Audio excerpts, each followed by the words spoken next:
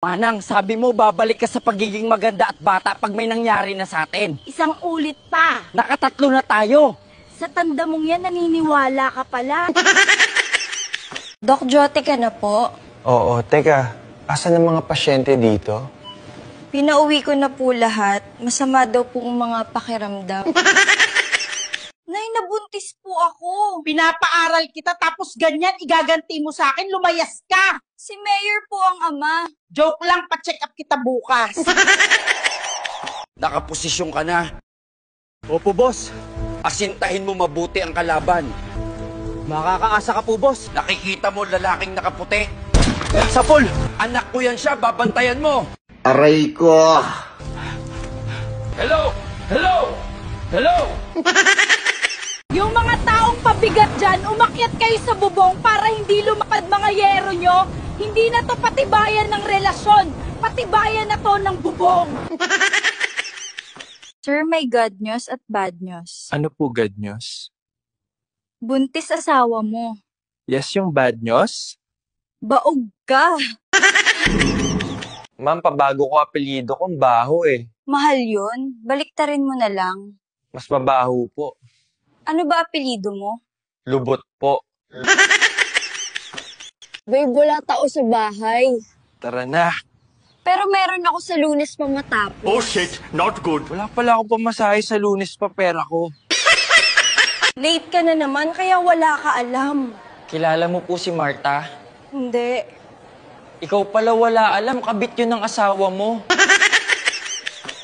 Tay, pinatawag kita dahil nang halik anak mo. Mana ka talaga sa akin, anak maganda ba hinalikan niya? Pogi po siya, Tay. Tay, may third eye ako. Paano mo nasabi? 5 tayo dito sa bahay, pero ako lang ang nakakakita ng mga gawain dito. Mahal, ano nangyari? Naoperahan ka na sa puso. Kumusta ako? Ganun pa din, hindi pala sa puso sakit mo.